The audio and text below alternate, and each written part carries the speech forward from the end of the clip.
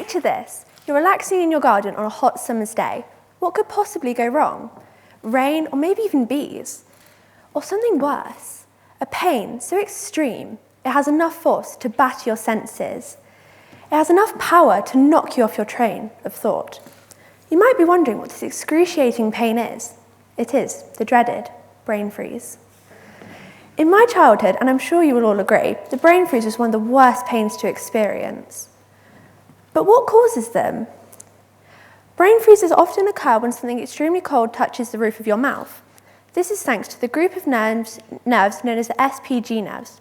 They are a small group of nerves located behind your nose near the trigeminal nerve in your brain. They are also responsible for regular headaches. But you might be wondering, what is the use for them, as all they seem to do is cause you pain. However, they are actually extremely useful in the protection of your brain, as they send your body a shockwave, in this case a brain freeze, when there is the slightest problem detected. How long do they last? The average brain freeze will last between 10 and 15 seconds. However, the longest one ever recorded was 1 minute 30 seconds, which is roughly around the same amount of time I've been talking for. Compared to other things, 1 minute 30 seconds really doesn't seem like a long time. But with a brain freeze, even 15 seconds can feel like an eternity. But what about the health problems? According to multiple health websites, including the NHS, there are absolutely zero long-term health problems caused by brain freezes. If you get them often or for longer periods of time, it's just bad luck. But if you find you are getting them for long periods of time or often, there are a couple simple ways that you can prevent them. The first way is by avoiding extreme or sudden temperature changes to your head, throat, or mouth. The second way is by taking a small amount of honey or syrup and adding it into some hot water. And the third way, when you're eating ice cream on a hot day, don't eat it too quickly, as you will find you'll get one. Now, to finish off my talk, I ask you all this question. How many of you out there have ever actually got a brain freeze? Can I have a show of hands? That's quite a lot of you, as I suspected. But how many of you have actually wondered what they are, what they're caused, and if they can even be prevented? Now, if you've wondered or you haven't, now you know. Thank you for listening.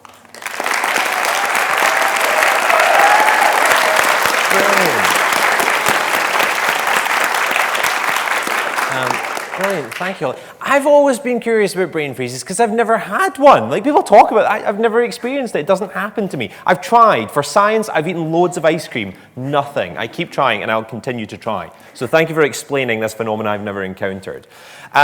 Judges, where did your minds go? No brain freezes from the judges. Questions, please. That's absolutely fascinating, and I'm very glad to hear that there's no long-term health impacts from all the brain freezes that I get.